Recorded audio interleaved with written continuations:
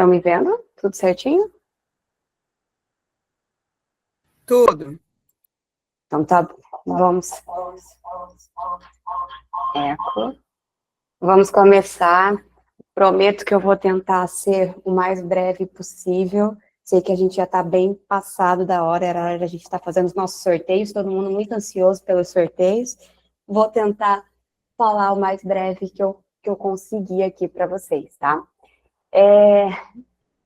Só para a gente entender, hoje a gente vem falar sobre espelhos feridos, presenças inteiras, escutar o adolescente mesmo com as nossas cicatrizes, né? Então, vamos começar do começo. Meu nome é Cláudia Schneider, eu sou psicanalista com foco na adolescência e em empresas. Eu sou graduanda em psicologia, graças a Deus, agora falta um mês, eu termino a minha graduação em psicologia. Sou pós-graduanda em psicologia organizacional e do trabalho, psicologia em grupos. Sou membro do NEPA desde o primeiro dia lá atrás. Sou empresária, sócia da empresa Síntese Consultoria Integrada, sou palestrante em escolas, empresas, unidades prisionais, tenho mais de 20 anos em projetos sociais, no qual, por muito tempo, estive envolvida com adolescentes, implementadora de NR1, atriz e mãe de 3 adolescentes. Tudo isso para dizer que o tempo que eu venho passando no NEPA com os meus colegas e de conhecimento que eles me trazem e que a gente vem adquirindo, fez com que eu pudesse trazer para vocês um percurso. Então, em 2023, eu comecei falando, né, sobre o reconhecimento do eu, sobre a identidade, o encontrar-se no outro, a travessia do adolescente, da criança para a adolescência, né, o nascimento do sujeito. Em 2024, a escuta e o desvelar-se, né? Então, com o escutar-se para verdadeiramente ouvir. Então, a gente acabou falando sobre a necessidade de deixar o nosso narcisismo, de saber tudo, o suposto saber, que eu sei, eu sou o dono da verdade, para poder me ouvir, para poder entender o que esse adolescente está dizendo. E eu acho que não tinha como ser diferente. Hoje, a gente chegar nesse tema, né, que a gente traz hoje, o espelho, ele volta para nós, né, a gente precisa falar. Eu vi que os meus colegas, por muitas vezes, eles falaram sobre o nosso tema, a adolescência, o percurso. Eu vou convidar vocês agora para uma conversa um pouquinho, num outro lugar um pouquinho. É óbvio que a gente vai falar de adolescência, mas a gente fala aqui da clínica do adolescente, da escuta do adolescente, né? E o convite hoje é: como é que eu vou ouvir meu adolescente? Como é que eu vou escutar o meu adolescente se eu não me ouvir, se eu não me escutar, se eu não olhar para esse espelho? Como é que eu vou ser espelho para o outro se eu não olhar para o meu espelho? E se quantas vezes eu olho para o meu espelho e eu percebo ele trincado, rachado, todo machucado, né? Então, o convite hoje é para a gente pensar um pouquinho nesse sentido. Então, a gente tem heranças e repetições, né? Freud, ele já dizia que nós herdamos tudo que nós herdamos, nós reencontramos em nós, né? Ou seja, tudo que me foi passado, tudo aquilo que eu constituí como meu, e na história das seminários a gente vem construindo isso, né? Então, o outro disse, o outro falou, o outro fez, e eu me reconheço. Então, tudo que eu herdei, ele está contido dentro de mim. E Lacan, ele amplia um pouco mais, ele diz que o sujeito se constrói no campo do outro, nesse jogo de espelhos em que o eu se reconhece e, ao mesmo tempo, se aliena, desculpa. Então, quer dizer, ao mesmo tempo que eu olho no outro e eu me enxergo, ao mesmo tempo que eu percebo as marcas do outro em mim, eu vou me constituindo, né? Eu vou me transformando, eu vou me ampliando naquela pessoa que eu sou. Só que, como a gente falou no começo, os espelhos, esse espelho aqui, muitas vezes ele está trincado, machucado, ferido. Porque a pergunta importante é: o que fizeram de mim. Mas é mais importante que isso, é o que eu estou fazendo do que fizeram de mim. Quais as escolhas eu estou fazendo? Porque lá atrás, a gente era criança. A gente era bebê, a gente era pequeno, a gente era inocente muitas vezes. A gente não tinha como escolher como o outro falava comigo, como o outro me tratava, como o outro me conduzia. Então, algumas pessoas cresceram ouvindo como você é lindo, como você é perfeito, como você é inteligente. Nossa, como é talentoso. Ai, você gosta disso. O que te fez, como a Janaína falou, o que te fez escolher? Algumas pessoas tiveram, outras não. Outras ouviram palavras duras. Você é um incompetente, você não vai dar nada na vida, você é fraco, você é um desgosto, você não era para ter nascido. Palavras difíceis, mas que a gente escuta todo dia no consultório. E a gente pegou tudo isso como um grande liquidificador e moeu tudo em vários pedacinhos, mas eles continuam contendo ali. E o que eu estou fazendo disso, né? O espelho trincado, o que nos foi feito e o que construímos a partir do que nos foi feito. É necessária essa reflexão, porque nós contemos cicatrizes, nós temos marcas. Só que a gente tem a responsabilidade de converter a dor em entendimento. Porque se lá atrás eu não consegui entender, eu não tinha como me proteger, hoje eu tenho.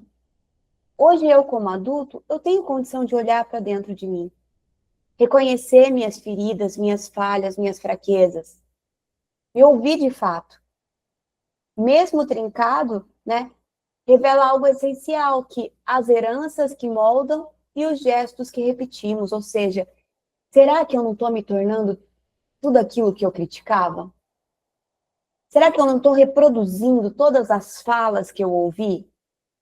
Né? E aí eu convido pais, psicanalistas, professores. Será que eu não estou? Tudo que eu critiquei, tudo que eu fui tolhido, tudo que eu fui proibido lá atrás, será que hoje eu não estou fazendo a mesma coisa? Eu não estou reproduzindo os mesmos modelos? Porque apesar de trincada, apesar de ferida, cheia de cicatrizes, cheia de rachaduras, eu ainda posso transformar isso em algo melhor. Eu ainda posso fazer de mim algo melhor. Por que que eu preciso fazer isso? Por que que eu preciso cuidar desse espelho? Por que que eu preciso pensar na forma como eu estou ali para o outro? Porque a gente está falando, né, que as dores herdadas seguem se reproduzindo através das gerações. E muitas vezes é de forma inconsciente. Muitas vezes eu não consigo perceber essa minha dor. Eu não consigo perceber essa minha ferida. Eu não consigo perceber que eu estou reproduzindo falas, comportamentos, ações, olhares, silêncios, ausências, né? Muitas vezes eu acredito que só tem uma forma de ser. Que imagina, o meu filho ele só pode gostar daquilo que eu gosto, porque eu gosto do que os meus pais, que meus cuidadores gostavam. Então ele tem que gostar. E não. Será que eu gosto realmente do que eu gosto? Será que eu escolhi a minha profissão porque realmente era a que eu queria? Será que eu fiz as escolhas na minha vida porque era realmente aquilo que eu queria? Ou eu apenas reproduzir heranças, repetições, modelos? Não, Cláudia, mas eu reproduzi, mas eu gosto. Ótimo, perfeito. Mas às vezes não. E querer impor as minhas experiências, meus quereres, os meus gostos ao meu jovem, ao meu adolescente, é muito cruel, porque somos pessoas distintas. Porque apesar daquele serzinho, muitas vezes, sendo nossos filhos, saírem de dentro da gente, ou a gente ter criado eles desde pequenininho, né? O nosso aluno que está ali, a gente pega desde o começo do ano, eles não são uma extensão da gente.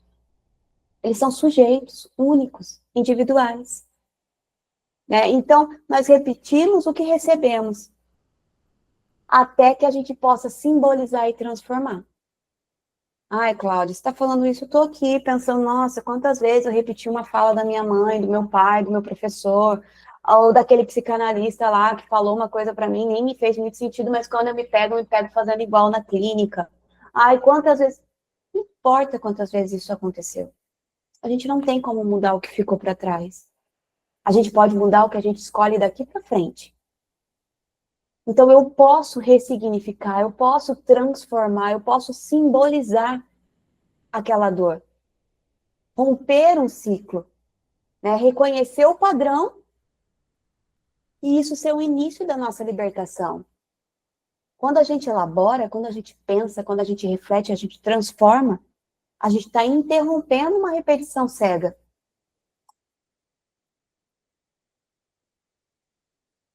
Só que não se engane. O espelho não vem só daqui. Muitas vezes o espelho vem de lá também.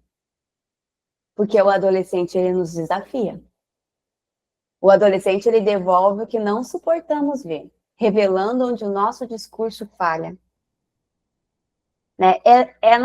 É no adolescente que a gente vai ouvir aquelas frases muito difíceis, né? Ele devolve tudo o que a gente não aguenta, ele devolve revolta, ele devolve apatia, o silêncio, aonde o meu discurso falha, porque se a criança e o adolescente aprendem com o que a gente fala, o nosso exemplo é a melhor arma. Mas que exemplo que eu estou dando? Qual modelo que eu estou passando para ele? Né? Então, muitas vezes eu olho para aquele adolescente e eu confronto o meu próprio inacabamento.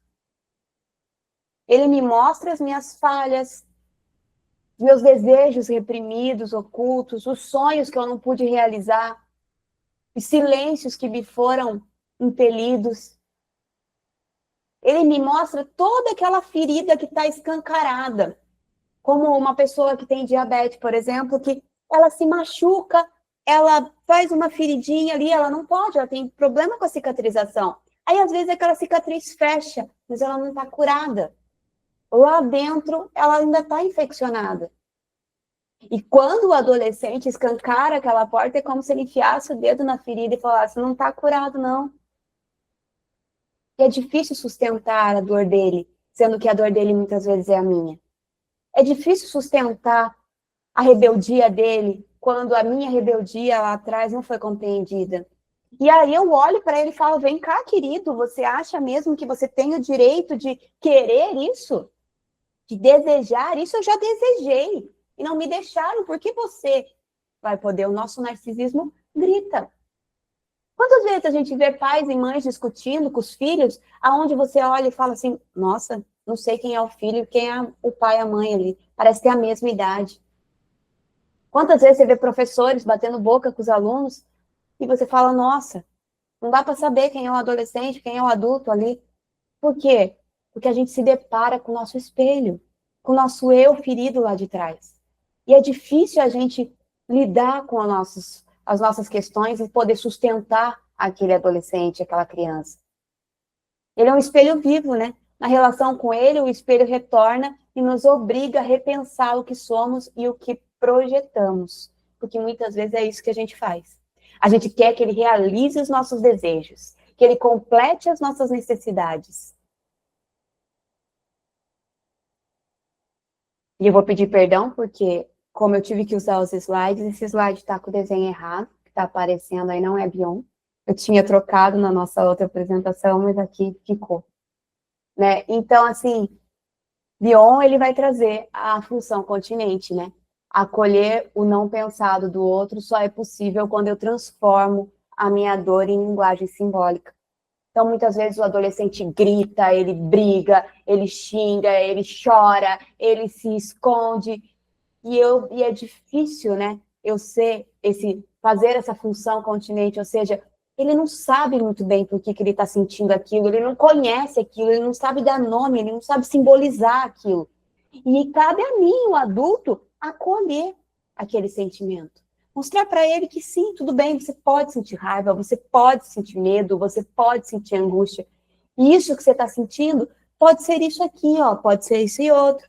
Só que como eu vou fazer essa função se eu vejo o medo dele e ele reflete em mim. E eu sinto o meu medo grita mais, a minha insegurança grita mais.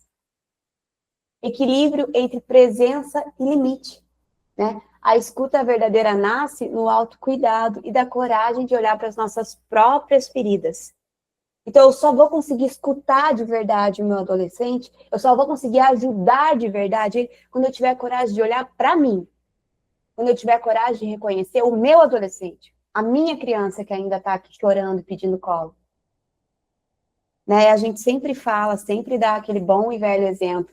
Quando você pega um avião, a mensagem é: cara, se tiver algum problema, máscaras cairão, coloque a sua máscara primeiro, depois coloque no outro que está do seu lado. Não tem como ajudar o que está do seu lado se você estiver desmaiada, se você estiver apagada. Não tem como eu ser suporte para o outro. Não tem como eu querer educar, analisar, ajudar o meu filho, o meu paciente, o meu aluno, se eu não cuidar de mim primeiro. Se eu não me visitar lá atrás, poder conhecer cada dor, cada cicatrizinha que tem em mim, cada rachadura que existe naquela imagem que eu estou expressando para o outro. E aí, eu tenho que perguntar para vocês: e quando o amor vira moeda de troca? Porque, assim, eu já escutei pessoas falarem que não tem nada pior no mundo do que não ser amado. E eu pergunto para vocês, será? Será que ser amado com condições não é pior do que não ser amado? Eu te amo, meu filho. Eu te amo, desde que você seja o que eu espero que você seja. Desde que você goste das coisas que eu quero que você goste. Goste da música que eu gosto, vista a roupa que eu quero, use o cabelo que eu quero, escolha a profissão que eu acho melhor, ande com as pessoas que eu acho mais certa. Respire como eu respiro. Apenas fique do meu lado e aprenda. Difícil, né? Difícil quando o amor ele vem revestido de cobrança, de exigência o tempo todo. A gente precisa aprender a amar sem aprisionar. A gente aprende muitas vezes que amor, que afeto é uma troca. Mas eu falo para vocês que amor, que afeto é presença. É estar ali para o outro, sem querer moldá-lo à nossa imagem e semelhança. Não que eu não vá acompanhar o meu adolescente, foi como a Jana acabou de falar. A gente precisa, o córtex pré-frontal deles não está todo formado, eles vão fazer escolhas ruins, eles precisam, eles querem, eles pedem que a gente os acompanhe muitas vezes, não com palavras, mas com ações, com insegurança, com medo. Então eu não vou soltar o meu adolescente para ele fazer o que ele quiser, mas eu vou estar ali do lado. Eu uso sempre o exemplo da pessoa que é cega.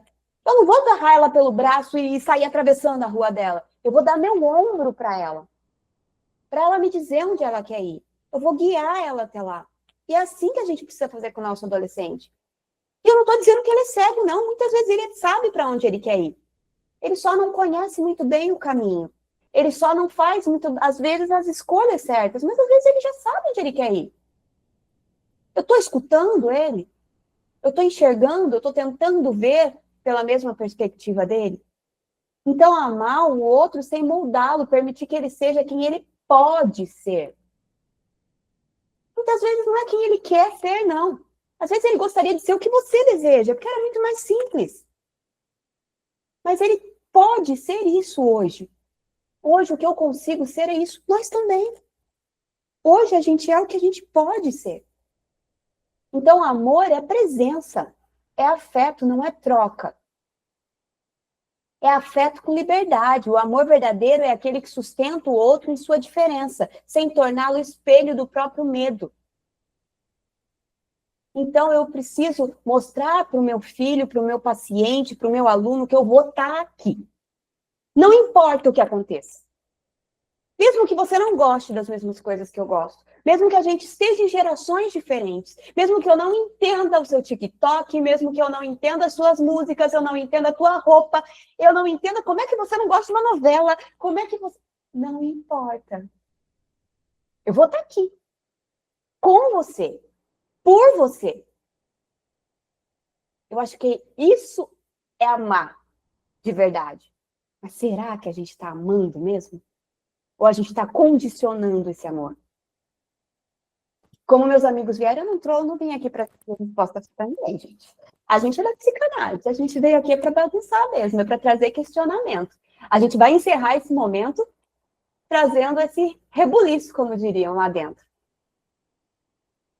Sustentar sem destruir, né? O Winnicott, ele diz que esse é o gesto mais humano. Sustentar o outro sem destruí-lo.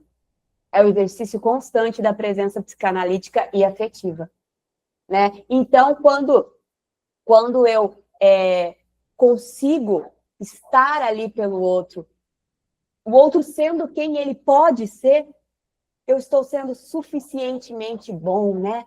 Hoje eu vi que a gente falou bastante de Winnicott aqui, acho bem legal. E esse ser suficientemente bom é saber que eu erro. Eu não sou perfeito, não sou, mas eu vou reconhecer que eu estou errado. Eu vou mostrar para você que mesmo na imperfeição eu posso transformar isso em alguma coisa boa. Eu vou continuar cuidando de você mesmo falhando. Mesmo que eu falhe, mesmo que você falhe, eu vou estar aqui. Eu vou estar aqui com você. E isso mantém o vínculo vivo. Quando a gente traz isso para o nosso consultório, é sustentar com o nosso paciente. Eu não estou aqui para te julgar, não estou aqui também para te dar resposta. Eu estou aqui para estar com você, sustentar com você. Eu acho que quando eu comecei a psicanálise no curso, assim, lá atrás, a primeira coisa que me pegou de fato foi esse sustentar com você. Não é carregar por você. A gente vê hoje muitos dias os pais, eu quero dar tudo para o meu filho que eu não tive, eu vou dar, ele não vai faltar nada. E falta, às vezes, deixar que ele viva as experiências, que ele sinta, que doa. O não é um presente que a gente pode dar para os nossos filhos. Porque a vida vai dar vários nãos para eles. Mas a gente precisa também mostrar para ele que ele pode transformar aquele não, ou que ele pode buscar outros caminhos. Isso é ser suficientemente bom. É estar lá com ele. É aprender junto com ele. É mostrar para ele que, olha, eu não sei tudo. Mas nós vamos aprender junto. Vamos errar junto. Vamos acertar junto. Fragilidade e força juntos. Segurar o espelho rachado com delicadeza, né? Ou seja, meu espelho aqui está todo rachado para você, meu amor. Estou toda rachada. Eu sou sua psicanalista rachada, eu sou sua mãe rachada, seu pai, sua professora. Eu estou cheia de imperfeições, eu estou cheia de cicatrizes. Mas vamos sustentar junto, porque é tão difícil quando a gente vê, né, aquelas relações em que eles estão como se estivesse com um espelho mesmo na mão ali. Aí de um lado o pai e a mãe vê o filho todo distorcido, que ele não está certo, porque está perdido, essa geração perdida. Do outro lado, o filho olha e vê tudo distorcido também, ele não me entende, ele não me compreende, ele não me ama. Todo mundo ali segurando aquele espelho com medo de se machucar, de se cortar, enxergando que existem partes inteiras ali dentro. E que naquelas rachaduras passa a luz. O espelho, quando está rachado, é a luz que está passando. Eu não preciso ver como sombra. Eu posso ver como um novo começo, uma nova forma de me olhar. De permitir que o outro se olhe em mim também. Elaborar e transformar, né? A psicanálise, ela ensina que o que é transmitido é inconsciente, mas ela também ensina que é possível elaborar. Que eu preciso entender, pegar tudo isso e elaborar, e é isso que eu convido vocês hoje. Quando esse momento acabar, eu quero que vocês retornem lá atrás, tudo que vocês ouviram aqui hoje, sobre o adolescente, sobre vocês, sobre formas diferentes de pensar, de fazer. Algumas coisas vão fazer muito sentido, outras eu vou pensar, por que não está fazendo sentido? Não faz, faz. Isso é a grande questão. É eu ter coragem de olhar para as minhas dúvidas, para os meus medos, para as minhas incertezas e tirar aquele véuzinho que está na frente. Elaborar e permitir que a dor encontre sentido e não se repita como um destino. Eu não preciso propagar a dor que me causaram. Eu não preciso impelir o outro o meu modo de ser. Eu posso aprender com ele. E ele pode aprender comigo, se eu estiver pronta para ensinar. E o adolescente, né, ele traz aquela revoada mesmo, ele traz aquele movimento. O Bion, ele fala, né, o pensamento nasce no colapso, o adolescente é o nosso colapso. Aí ele vai gritar, ele vai dizer por que não. Se a Jana falou pra gente trocar o porquê pelo que, o adolescente não troca, não. Por que eu não posso? Por que eu não devo querer? Por que eu não posso experimentar? Por que tem que ser desse jeito e não do outro? Ele tira a gente do eixo.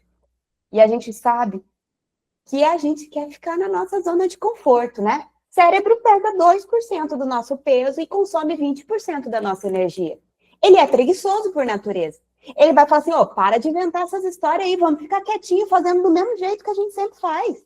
Para que você quer fazer de jeito diferente? Para que ficar refletindo, elaborando? Vamos ficar quietinho aqui.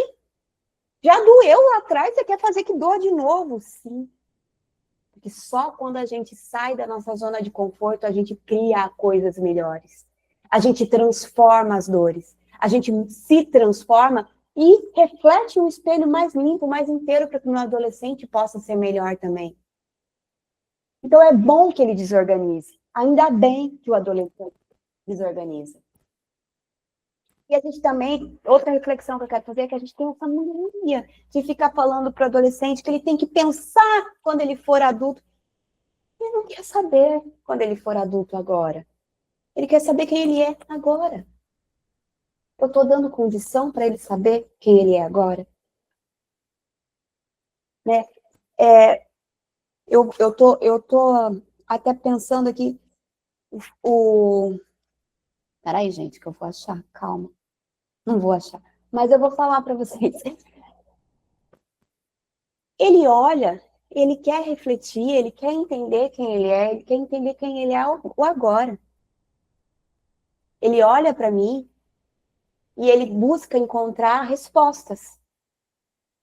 E muitas vezes, como a gente falou aqui a nossa conversa inteira, ele não consegue enxergar. Porque está embaçado, porque está trincado, porque está ferido. Mas o adolescente, a criança, ela se constitui pelo outro, pelo espelhamento no outro. Foi como Freud falou, foi como Lacan falou. Ele olha para mim para tentar entender quem ele é. Eu estou permitindo que o meu adolescente ele consiga se enxergar de fato com o que ele pode ser? Ou não? Ou eu estou apenas projetando a minha tristeza, a minha amargura, os meus sonhos não realizados, as minhas exigências, os meus traumas, os meus medos, porque eu tive uma experiência que não deu certo, porque para mim funcionou por esse caminho, e eu quero obrigá-lo que ele ande pelos mesmos passos que eu andei. A gente tem que diminuir esse excesso de peso em cima deles, do que eles vão ser no futuro, e garantir que eles consigam entender quem eles são agora. É o agora que vai construir o depois. É o que eles são agora, é o que eles estão podendo ser agora, é que vai construir o que vem depois. Ah, Cláudia, então a gente não tem que pensar no futuro? Claro que tem, essa é a nossa função também. Fazer com que eles caminhem por caminhos que eles vão construir um futuro. Mas se eu ficar perdido agora, se eu machucar essa criança agora, esse adolescente agora, ele vai ser o adulto frustrado lá na frente. Ele vai ser o adulto incompleto lá na frente, que tem um vazio o tempo inteiro, que está sempre buscando algo. Aí ele vai ter uma compulsão alimentar, ele vai se envolver com droga, com jogo, ele vai ter relacionamentos ruins, ele vai ter um monte de questões que tem a ver com aquelas faltas que ficaram lá atrás, porque ele não teve tempo para ser respondido.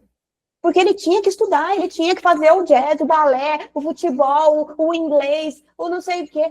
E que momento ele teve para ser o adolescente, para ser a pessoa, para se entender? Então, eu trago essa reflexão também para a gente.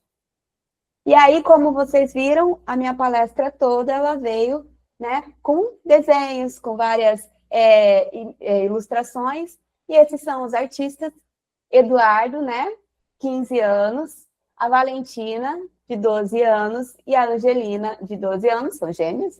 Por acaso, essas belezuras são os meus filhos, e eu sempre gosto de trazer as ilustrações deles, primeiro, porque eu acho lindo, e segundo, porque eu acho que é a visão do adolescente. Até a nossa capa, que eu vou voltar ali rapidinho para a gente poder olhar, essa capa, ela foi encomendada de última hora. Eu falei, foi o Eduardo que fez a capa, eu falei, Edu, eu preciso de uma capa, cicatrizes, rachaduras, espelho. e a sua visão do adolescente. Ele fez uma cicatriz na boca e o dedo na boca, que ele falou assim que muitas vezes é assim que o adolescente se sente. Por conta das cicatrizes, das marcas dos pais, eles são silenciados, eles são calados. Então, eu achei muito bonita. Né? E no outro slide ali, a gente tem as 3 capas dos 3 seminários. Então, a gente tem a primeira, a segunda e a terceira. Então, esses daqui são os nossos artistas, eu queria um agradecimento especial a eles. E agradecer vocês por mais uma vez estarem aqui presentes, por mais uma vez permitirem o NEPA entrar na casa de vocês, entrar na vida de vocês, trazendo essas reflexões, trazendo esse momento tão bacana, esse dia tão importante, que a gente passa um ano inteiro conversando, articulando, aprendendo, construindo, para chegar aqui e tentar entregar o melhor para vocês, da melhor forma que a gente pudesse, né? E eu tenho certeza que cada colega, inclusive os que não apresentaram, os que por algum motivo não puderam apresentar, podem ter certeza que a cada palavra que cada um falou aqui tem um pedacinho de vocês, tem um pouquinho de vocês. Um pouquinho não, um pocão, diga-se de passagem. Então, assim, muito obrigada. Perdoem pelo atraso, a gente se empolga mesmo, a gente fica um ano inteiro, talvez um dia seja pouco para a gente conseguir falar tudo aquilo que movimenta aqui dentro da gente, mas é uma honra fazer parte do NEPA, é uma honra estar nesse dia aqui com vocês, e é uma honra poder falar sobre um tema que para a gente é muito importante. Eu espero que vocês tenham gostado, eu espero que a gente possa ter colaborado, que eu, com a minha fala, possa ter contribuído de alguma forma, e acho que é isso aí, Sandro. Acho que era isso que a gente tinha para hoje. Obrigada.